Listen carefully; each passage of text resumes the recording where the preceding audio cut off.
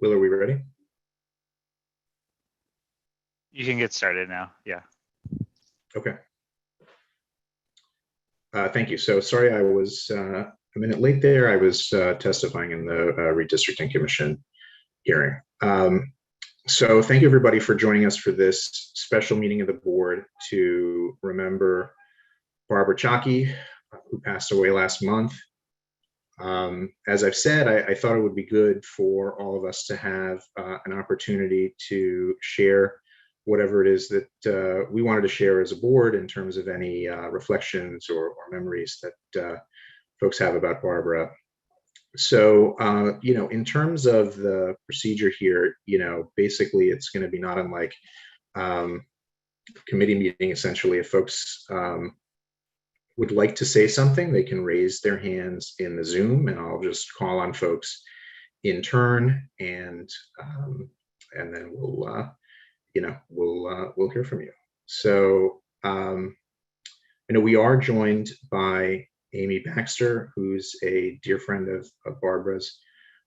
So I also want to just recognize her at the outset for a few words. Amy, you can unmute. Thank you, Russell. No, I actually I see many of you on the Zoom were at Barbara's memorial, and I spoke then, and I really wanted to just listen tonight.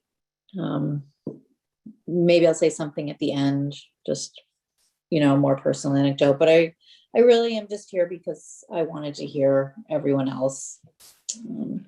So I will turn it back over to Russell. Thank you. Mm-hmm. All right.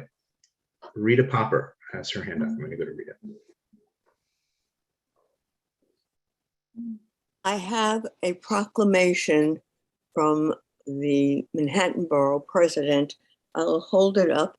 It only arrived very shortly ago. I'm showing you what it is, and I can read it to you. I would like you to know that Rebecca Dangor did most of the writing. And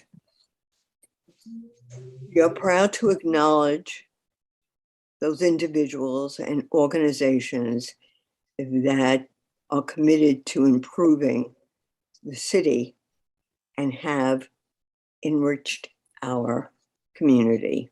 Whereas Barbara Chocky, throughout her long career in public service, was a model community activist, progressive political figure, and advanced for an advocate for equal rights. Whereas Ms. Chocky was community board 8's longest serving member, serving 3 terms as chair during her 40 years on the board. And whereas Ms. Chocky, Upper East Side legacy includes working for Assemblyman Pete Burrell, directing intergovernmental and community affairs at Hunter College, and overseeing Lenox Hill Neighborhood House Department of Community Work and Housing. And whereas not only did Ms. Chocky, advocacy benefit members of her community, such as street vendors, seniors, and the homeless. But she also directly counseled others, indicating young people with aspirations of being a public service member themselves.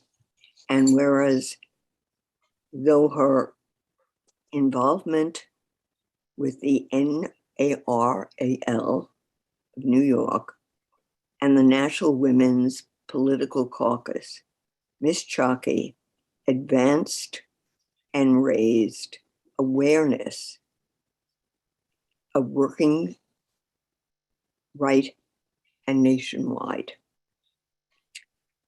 Whereas, in honor of her many accomplishments and dedication to her community, the Barbara Chocky Memorial Award for Public Service will be presented each year to high school seniors who carry her spirit in their deeds and and possessions. Now, therefore, I, Gail A. Brewer, do hereby recommend Barbara Chocky for her contributions to the city and proclaim Thursday, November 11th, 2021, Barbara Chocky in the borough of Manhattan. Thought it was easier to read than that. Klimt.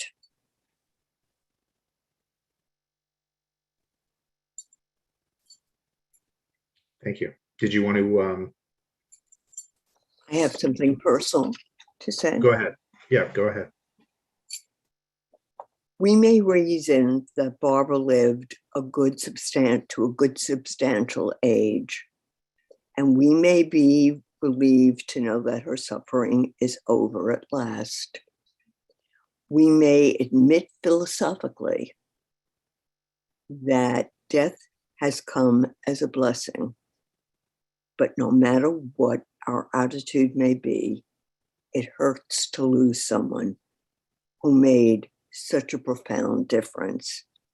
Barbara's purpose in life was to be useful, to be compassionate, to be responsible, to be honorable, to count, to leave a footprint that showed she lived at all.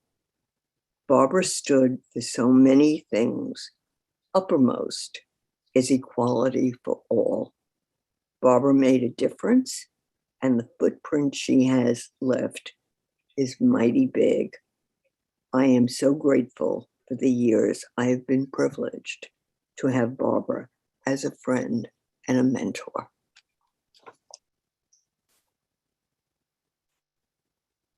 Thank you. So I just have a few words here before I go on to calling on other folks who have their hands up.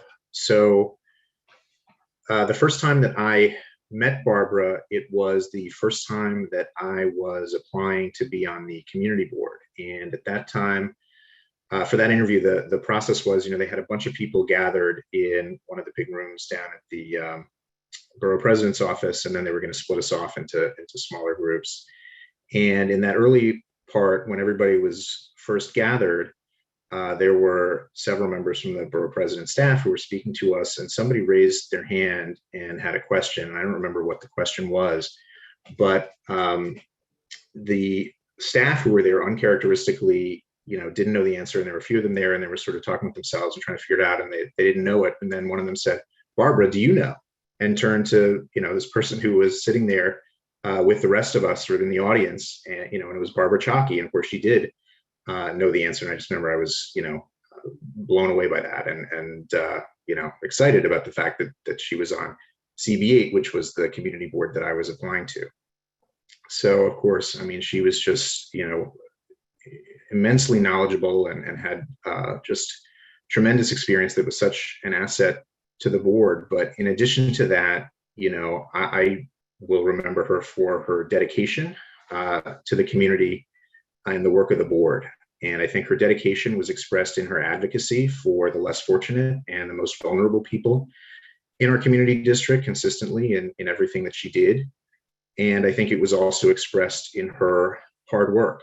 And not long before her diagnosis, she co-led a budget committee meeting to put together our district needs statement, which is something that the budget committee and the board do every year. And I think most people know this, but for those who don't, those meetings are where we, the committee meetings where we put the district needs statement together are really marathon sessions. I mean, there are a lot of issues to go through, and Barbara just did such a terrific job leading so many of those meetings over the years in such an important part of the work that we do, and I think in some ways an unsung part of the work that we do.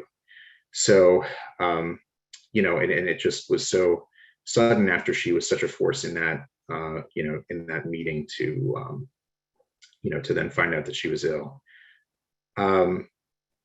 So I'll just conclude by saying she's been a real example to us over the years through her knowledge, her dedication, her hard work. And I miss her as a colleague, and I miss her as a member of the community that she served so well and for so long.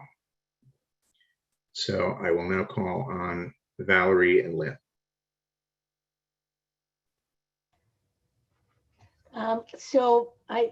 Barbara was one of the first people that I met getting involved with Community Board 8. And I'd had some different reactions because of being over on Roosevelt Island. There were some people who've served Roosevelt Island very well and some who haven't.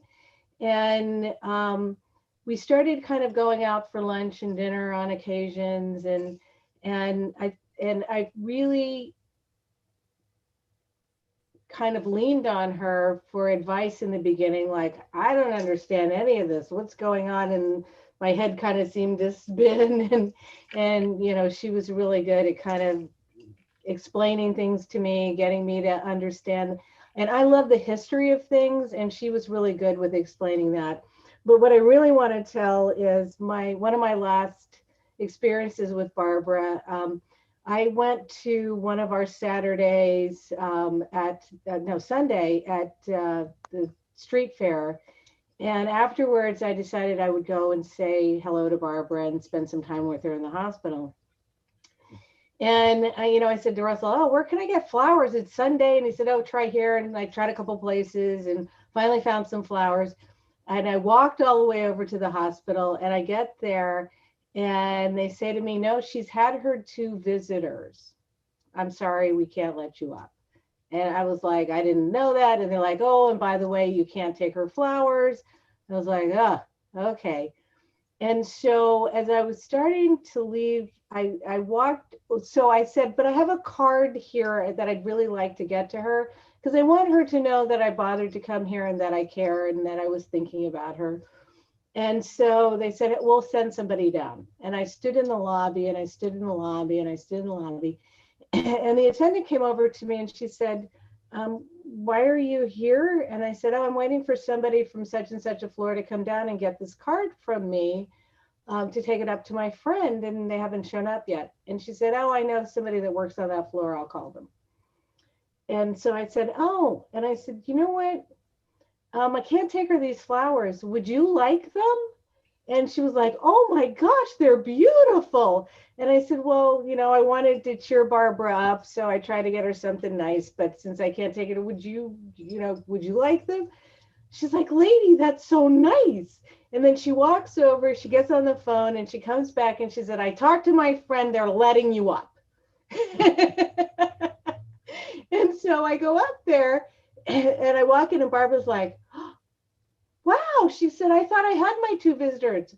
You did. I bribed somebody with your flowers. And she starts laughing and she says to me, and I go, yeah, that she said they were beautiful. They were beautiful. And she goes, did you take a picture of them?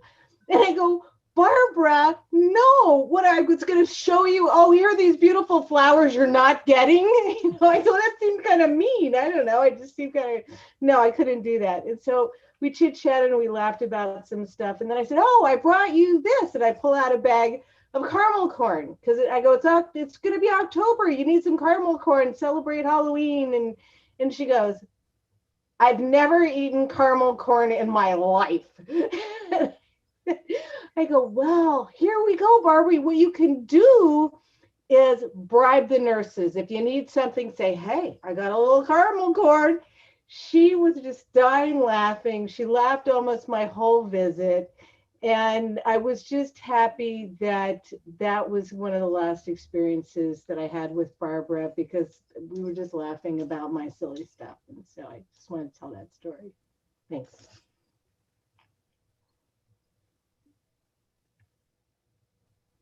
Thank you. Next, let's go to Alita Camp.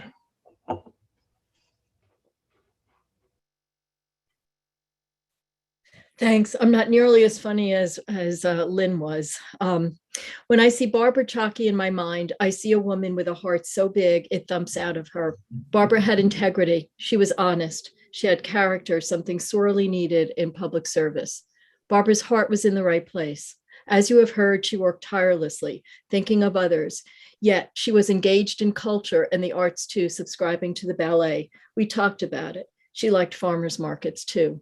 She knew about New York's history and is a strong example of why institutional memory matters, not just for information the board reviews, but for how the many odd-shaped puzzle pieces of New York's history fit together and how that impacts the community and community board. Barbara is irreplaceable. Thanks, Russell. Thanks. Next, let's go to Peter Patch.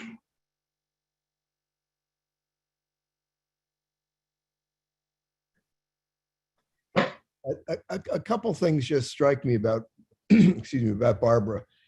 And most of all, she never made herself, made herself important.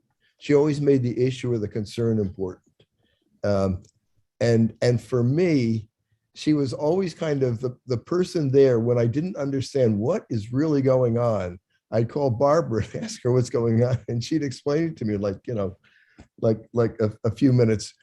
Just one particular example of this, which goes back to when I was just getting interested, just applying to the community board. I thought the budget committee would be interesting. And so I went to the budget committee session and I sat through it. I tried to vote. Oh no, you can't vote. You're not a member yet. Okay. But I sat through it it was about a couple hours, you know, rank ordering all the current expenditures, rank ordering all the capital expenditures. And then I said, well, what happens now? And Barbara said, nothing. And okay. I remember actually when I had my interview with Ben Kalos, he asked me what committees I'd be interested in. I mentioned the budget committee, and he confirmed it made absolutely no difference.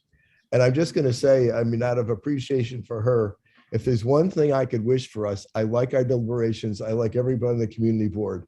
I'd like to see if we could find ways to be a little more impactful, you know, on the outcomes. And I just remember sweetly and dearly. Thank you. Thank you. Next, let's go to Rebecca Dangler.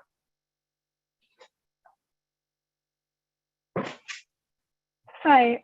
Before I say my prepared remarks, I just wanted to add something about the proclamation. I think Rita and my plan for that would be that it would hang in our board office so that hopefully when we all return to being in person soon, Barbara will continue to be a part of our work as a board. So, all right, now I'll say what I said. I can picture her now so vividly, as if it were any typical third Wednesday of the month in the auditorium. She's sitting in her spot, front row, almost all the way to the left if you were facing the stage. Despite her small frame, she commanded that post with the stature of a giant. Her dutiful effervescence, vast repertoire of knowledge, unabashed frankness, and often self-deprecating humor yielded a unique type of power that one couldn't help but be drawn to. I certainly was, and little did I know how empowering, generous, and kind CB8M's matriarch would be. I look quite young for my age. During my first few months on the board, I was often asked what high school I went to, as the board's obviously newest teenage member. I was 25. I never heard those words from Barbara. As soon as she saw that I cared and that I was willing to put in the work, I became an equal in her eyes. Rather than dismiss us newcomers, Barbara felt it was her mission to impart as much wisdom as she could and encourage us to become leaders in our own right. And so when I walked into the auditorium for my second official full board meeting, I took my seat by her side without hesitation, as I would each third Wednesday of the month going forward. Her chosen spot in the front row should surprise no one. It serves as a metaphor of how she lived her life, always on the front lines. She didn't opt to sit directly in the center because she had no interest in being the center of attention. Her mission was pure. She advocated tirelessly for our community and for all those who needed a voice. Her seat to the left so fitting for the progressive champion that she was. I can't begin to explain all that Barbara accomplished during her 40 years of service on CB8 and is the longest serving member in our board's history, and it would be impossible for any of us board members to live up to her legacy. I can feel her chiming in with a humorous but pointed, literally, from up there, rolling her eyes as she begins to rebuke the notion of term limits for community board members. But we owe it to her to try. She would want us all to join her in that front row seat and continue her selfless advocacy for our community and for those who need our help the most. She would want us to assess any unintended consequences of our board's action before we vote. She would remind us to value the history of this neighborhood and city as the means and not as an inhibitor to making meaningful change. Nonetheless, without Barbara, there will always be an empty seat in our community and in our hearts. I miss you terribly, my friend, and I will forever treasure the warmth, passion, kindness, and guidance you brought into the lives of those lucky enough to have known you. Thank you. Next, let's go to Ed Hartzog.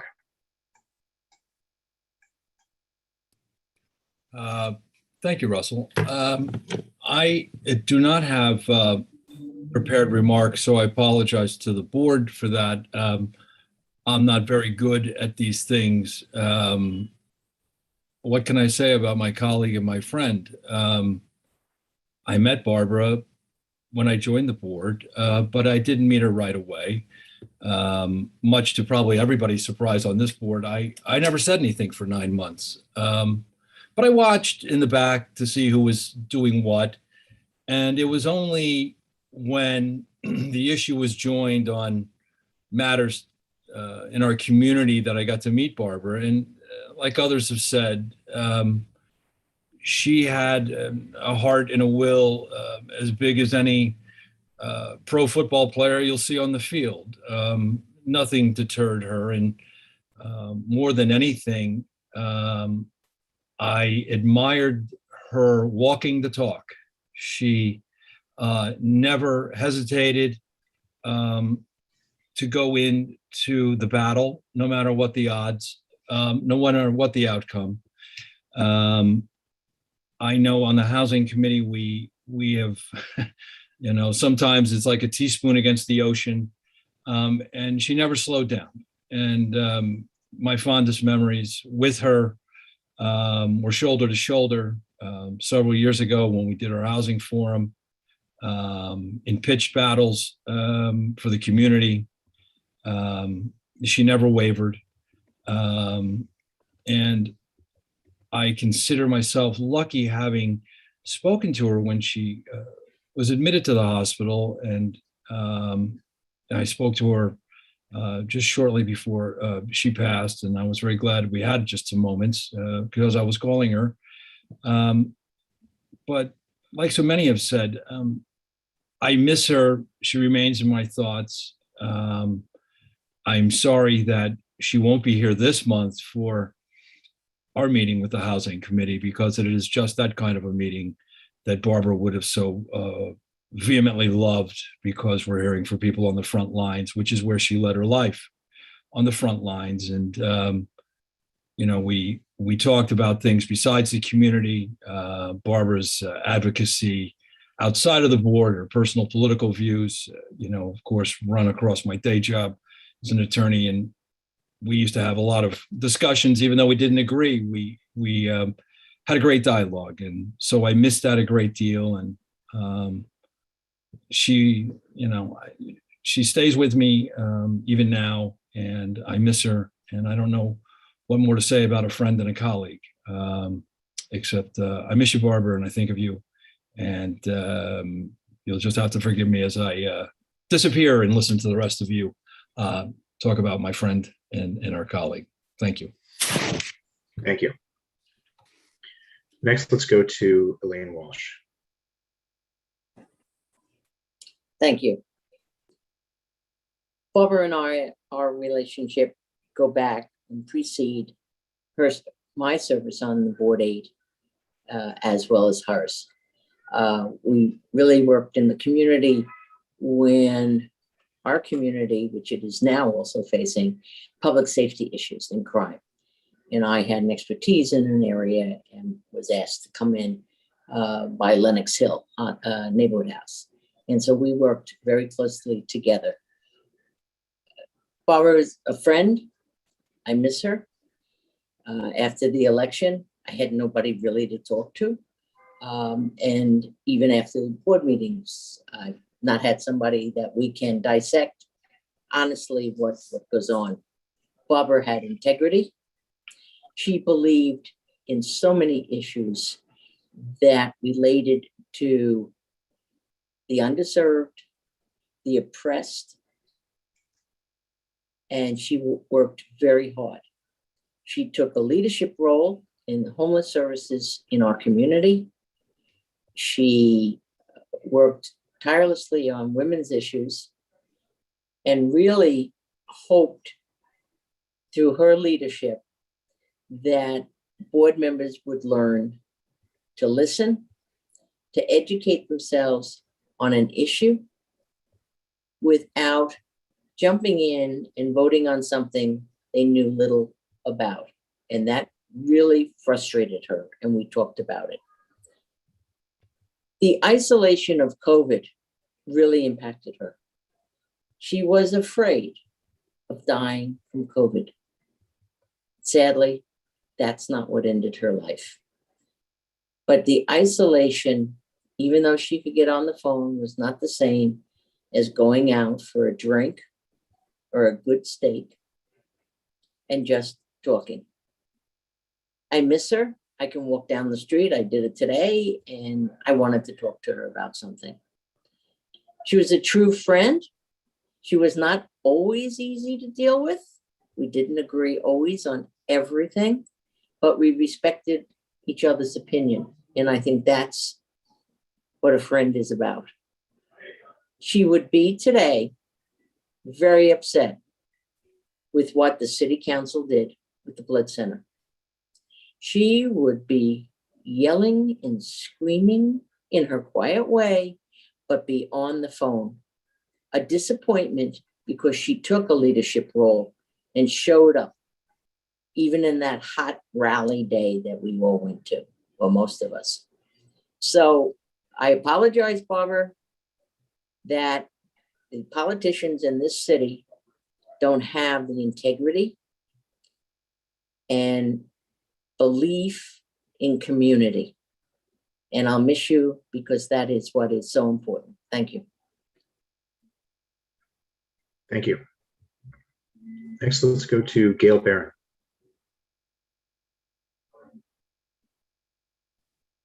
Thank you, Russell. I've been listening to everybody's comments and thinking about when I first joined the board and met Barbara, and she asked me about my background. We had a discussion, and the next thing I knew, I had volunteered to be on the budget committee. To me, Barbara was the real advertisement for the reality that age is just a number.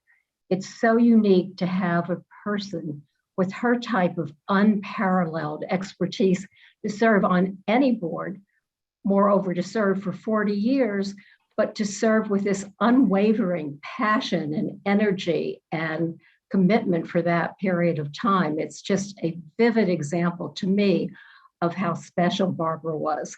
You know, whether it was serving on CBA or on her other boards or helping her friends or advocating for those less fortunate, she was always there to do the right thing. I admired her ability to keep her eye on the goal and not back down from anything, as Elaine and others said. If it was a tough decision, if it was something that was uncomfortable, she didn't look the other way. She had tremendous courage and kept fighting for what was right. And even when I visited her in the hospital, I was struck with the fact that despite her pain and all of her challenges, she wanted to know what was happening in my life. How were my grandchildren? When was I going to get to see them? So it was her rare, kind, compassionate, and honest and productive humanness that I really admired the most. And like others who have spoken tonight, I too will miss her very much. Thank you. Thank you. Marco Tamayo. Thank you, Russell. And thank you, everybody that was present tonight. Barbara Chocky was a community-oriented person. She always spoke calmly, concise, precisely, clearly, and firmly, and with such warmth and conviction that everybody obviously believed and respected her. In brief, a Golda Meir of the Upper East Side. After I spoke with Amy Baxter, I went to visit her. When I saw her, I asked, how was she doing? She replied at that moment, she didn't have any pain. Then I started to thank her for her points of view on land use, housing, budgeting, and other topics. Also, I told her that I will keep in my daily prayers. Every time that I mentioned those issues, she will say, thanks, thanks, and thanks. At the beginning, her tone was high, and then little by little, her tone was diminishing until she turned to her side and closed her eyes with a little smile, like she was saying her mission was accomplished. It was 4 p.m. when I left. The next day, I learned that the same day of my visit, she was transferred to the ICU, and then she passed away. Rest in peace, my dear fellow community member. Thank you. Thank you. Sandrea Coleman.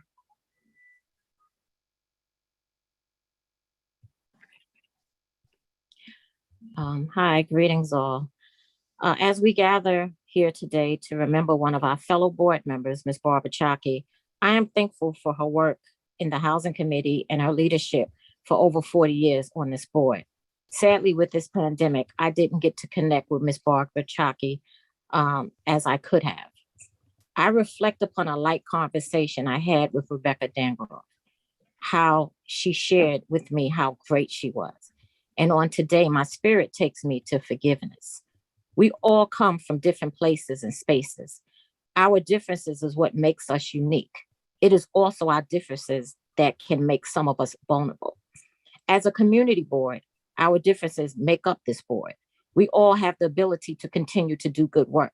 That is what Ms. Barbara Chocky would want from each and every one of us. I will conclude with the prayer that Jesus taught his disciples how to pray in Matthew 6, verses 9 to 13. Our Father, which art in heaven, hallowed be thy name. Thy kingdom come, thy will be done in earth as it is in heaven. Give us this day our daily bread, and forgive us our debts as we forgive our debtors. And lead us not into temptation, but deliver us from evil. For thine is the kingdom and the power and the glory forever. Amen. God bless you all. And may you continue to rest in sweet, sweet, sweet peace, Ms. Chocky. Thank you. Thank you. Barbara Rutter.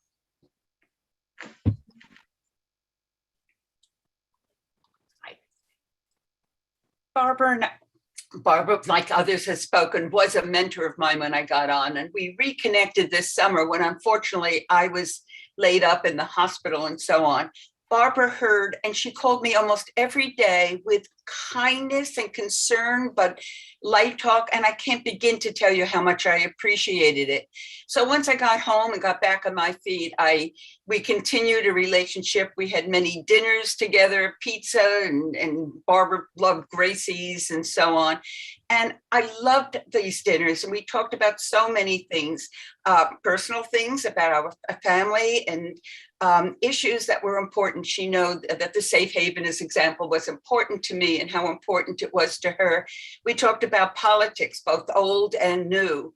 And I just have to tell Amy that I think Amy called at one of our dinners and she spoke of Amy Baxter and Amy's daughter with the pride of a grandmother that was overwhelming. And I have to tell you, Amy, it was wonderful to hear Barbara talk about your family and how much she loved you.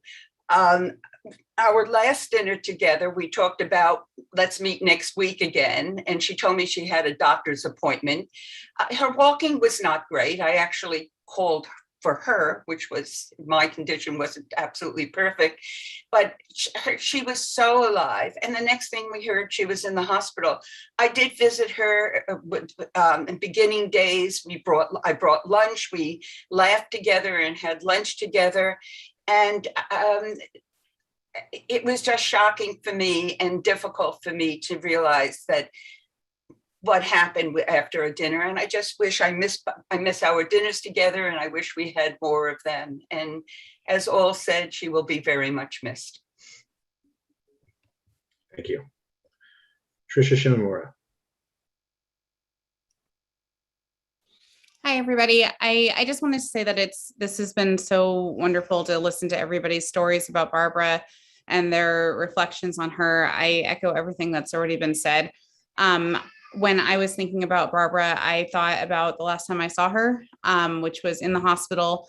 Barbara Rudder had called me and said that Barbara had just gotten her diagnosis, and I came over expecting that was what we were going to talk about. And I walked into the hospital and I brought her food and we settled in, and I asked her, I said, so what's happening? And she told me her diagnosis, and I started to ask her questions about what was next, about when she would start, about how she felt about her diagnosis. And she, within kind of 30 seconds, just said, well, I'm going to fight this. And I've done it before, and I've beat cancer before, and I beat this before, and I'm going to deal with this, but I don't want to talk about that anymore.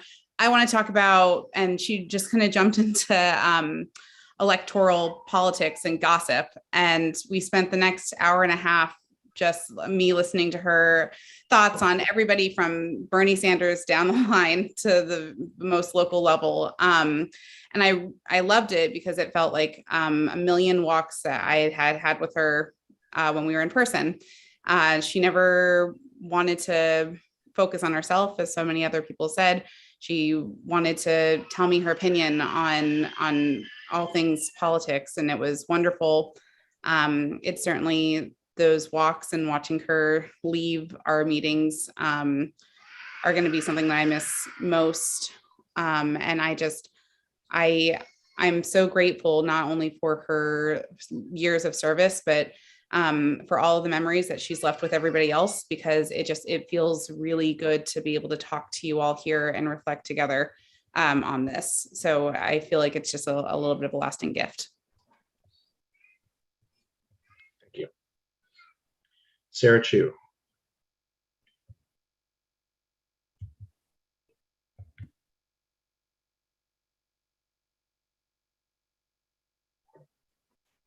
Sorry about that. Someone once asked me, who is your North Star on the community board? So whose vote do you always look out for as a measure of your own position? And I thought, oh, easy, Barbara Chocky. And I'm super lucky because she comes right before me in the alphabet. And so I can always kind of mental check where I am on a vote. And we almost always agreed. We didn't always, but I always considered what she thought. And Barbara was so generous with her mentorship, and she was always inviting people to dinner. And it's so lovely to hear about all the dinners that Barbara was having. She obviously never ate at home because she was always out with all of you. And for every issue, she had some reference or some some substantive point that she could share. And I just loved listening to her and learning from her and having beers with her. And after these dinners, we'd walk home. And luckily, I lived a few blocks away from her. And it didn't matter if we were 20 blocks away, she still wanted to walk. And so we got to chit chat. And I just wanted to second Barbara Rudder on Barbara's deep pride for Amy Baxter.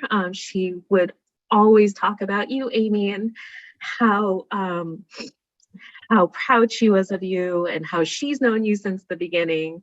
And as we walked home, she would tell more stories, but then she'd always stop to yell at some bike that was crossing her path or on the sidewalk. And she did it with such vigor, coming out of this little tiny person, that it was just, I loved her sass, her energy, her enthusiasm, and her passion, and above all, her generosity of spirit, of her time, and of kindness. And so I'm so thrilled that there is a new scholarship in her name, supporting students doing the work that she loved and was so meaningful to her, because it's just absolutely embodies all the wonderful things that that she stood for. So I just wanted to thank you all for the opportunity to hear your stories about Barbara, for this opportunity to share how deeply she was loved and regarded. And so thanks. Thank you. There is a member of the public with her hand up, so I'm going to go to Leslie Gottlieb.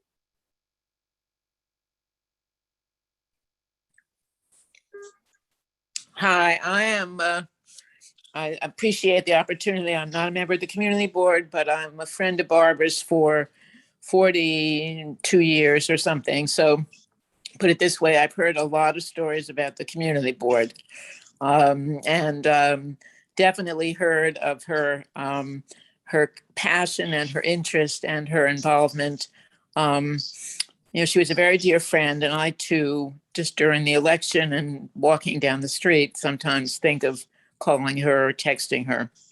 But I want to just reiterate what our town wrote about her, because I think it was so cogent. They called her the conscience of our community, and she really was, for the people who were downtrodden, for tenants' rights, for social justice. Barbara really was the conscience of our community, and it's up to all of us to continue her work in our own ways. So thank you for the opportunity. Thank you. Chuck Warren.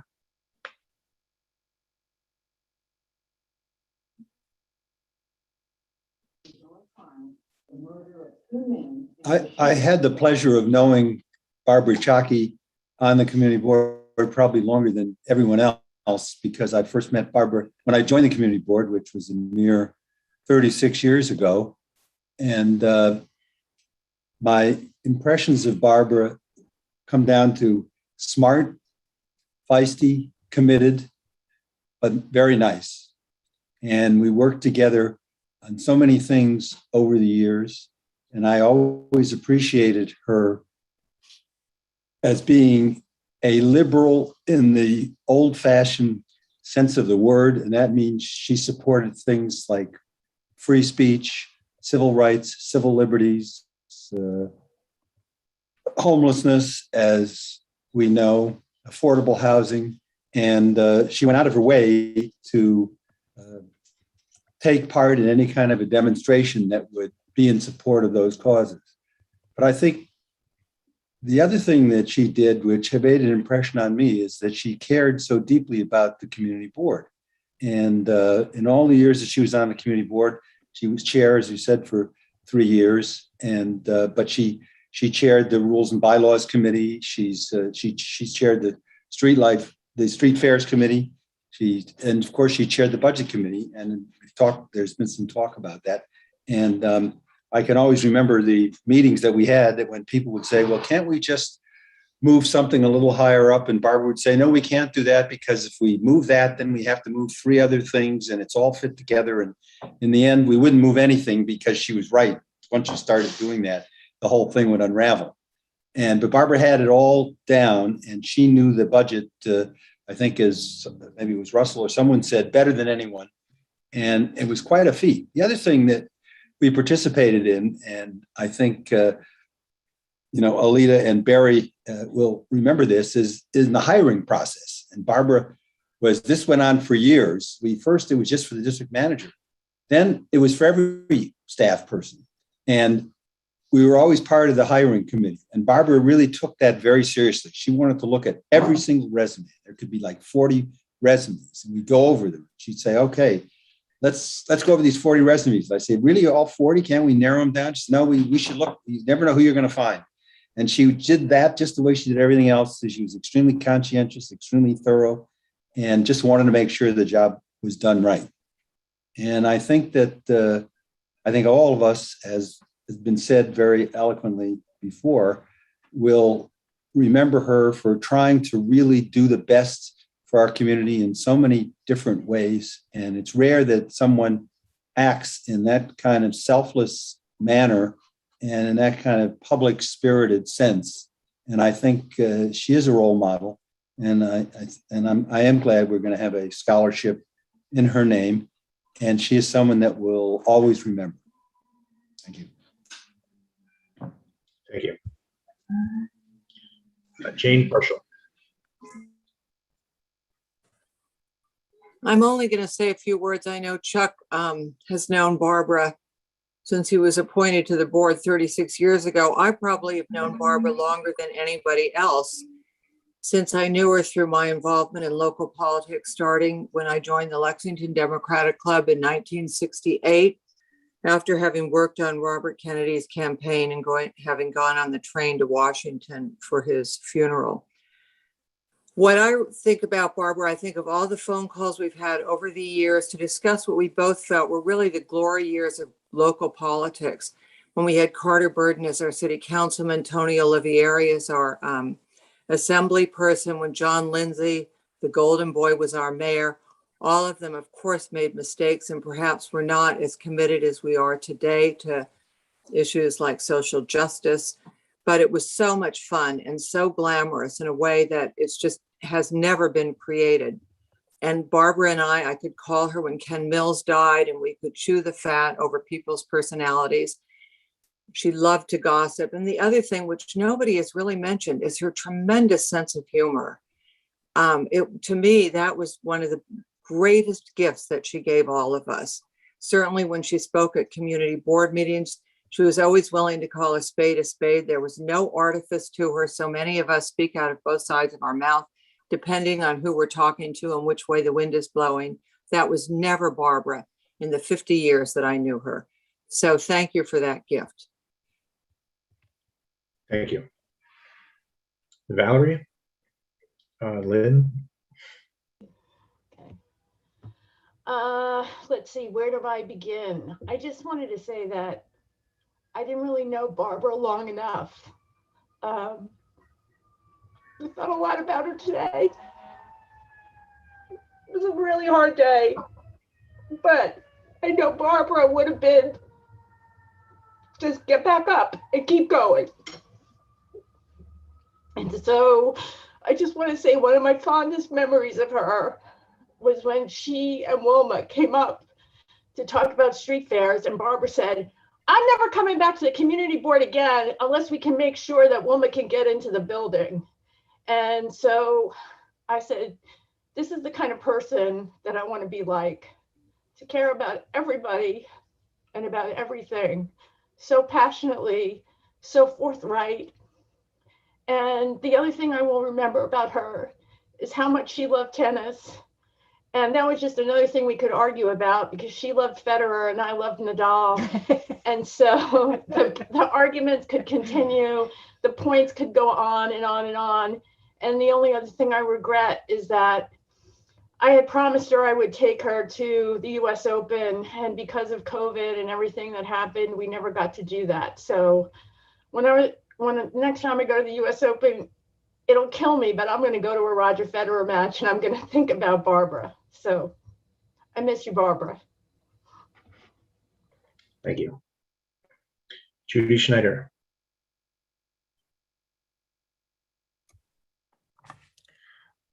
I was with Barry at his first Community Board 8 meeting as a board member 30 years ago.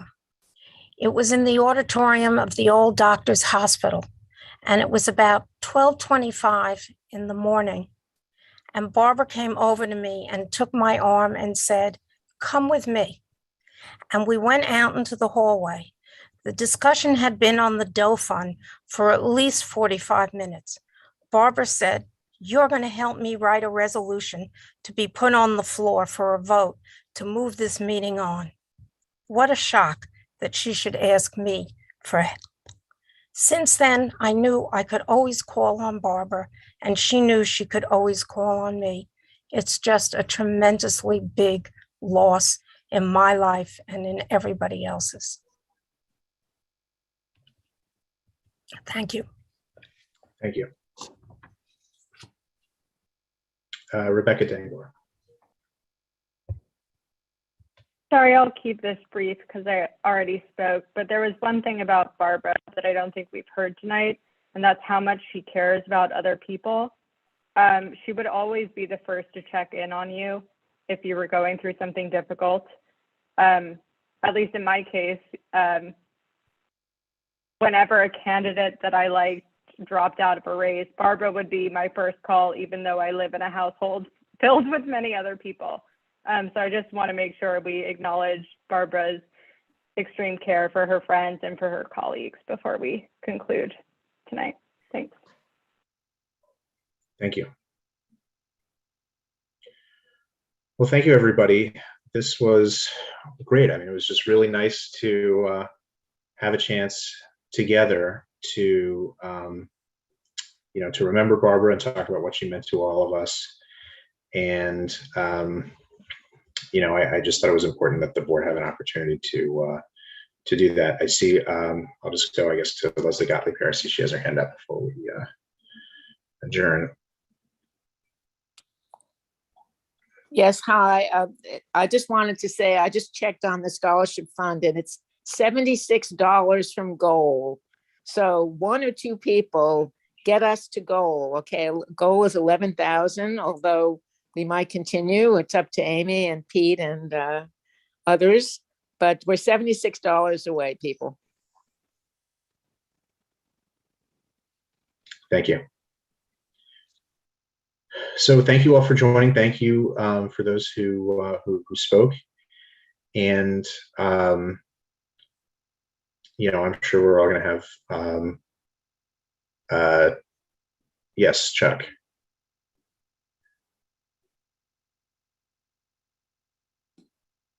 I just wanted to recognize, and I know Amy spoke before, but recognize Amy Baxter and Pete Granis, who I see is on, who really put on a wonderful memorial service for Barbara at the Roosevelt House not so long ago.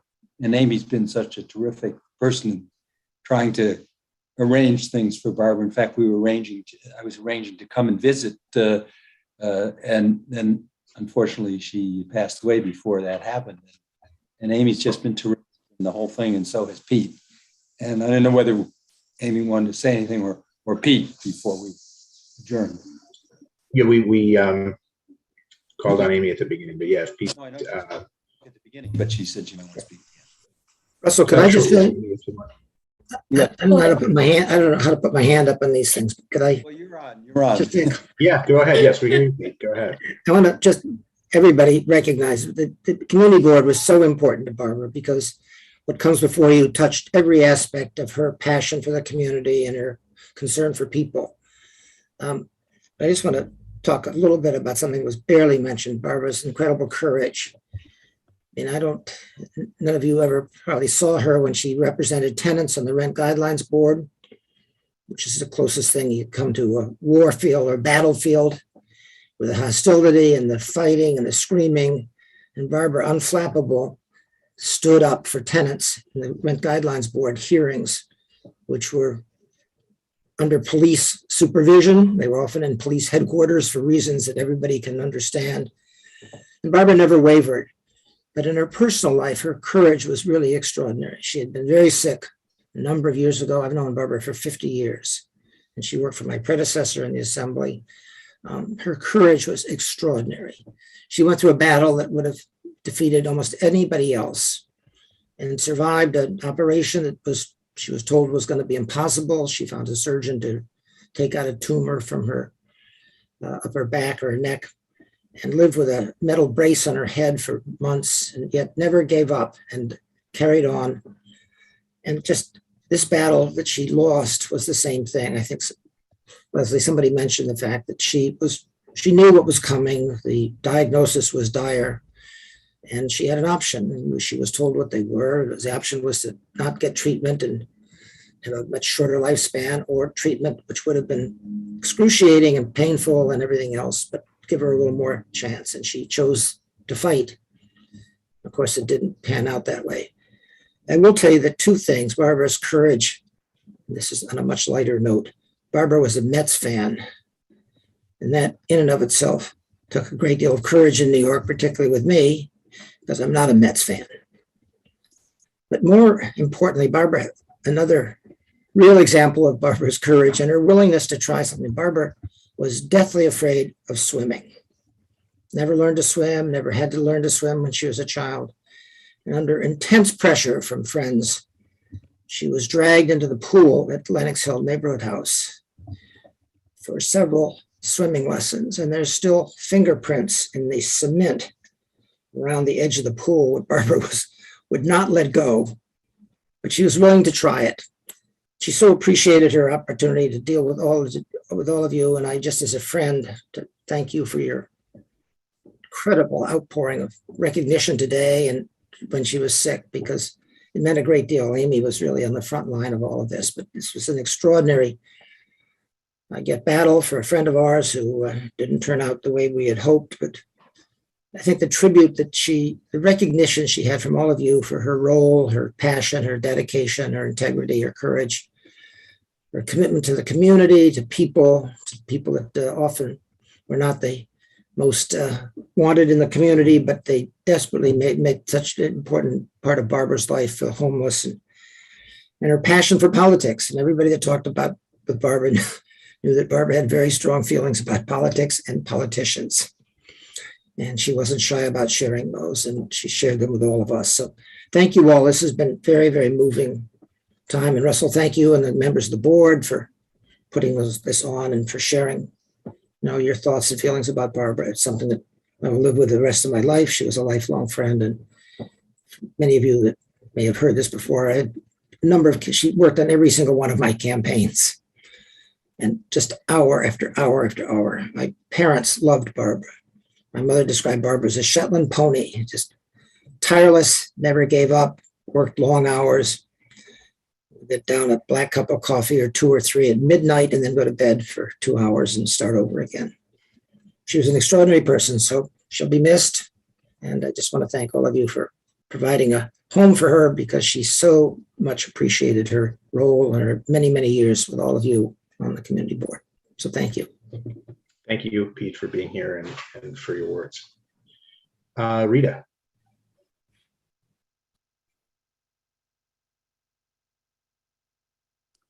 We are really all better off for having known Barbara in any aspect of our lives. How would you like me to get this proclamation to the office? I mean, we can coordinate on. Is there anybody in the office on Park Avenue? We'll work it out with Will about how best to get it there. And Rebecca Dengor is the impetus between this proclamation. And thank you all. Barbara would have loved tonight. Yeah, so thank you all. And so we're going to adjourn the meeting. And I'll just mention before we do As I mentioned in an email, for those who feel comfortable, members of the board are going to be gathering at Pony Bar on First Avenue, and I think it's 75th. Let me just double check that. But if you are comfortable gathering, it's going to be outdoors, and so it'll be an opportunity to meet folks in person who you may not have met or haven't seen in some time, perhaps not since the in-person meeting that we had at the summer. So, as we are closing out what is Barbara Chocky Day here in Manhattan, according to the proclamation, please do feel free to drop by. And I think folks will probably head there as soon as we conclude this meeting. So we'll see you there soon if you're going. Thank you, everybody.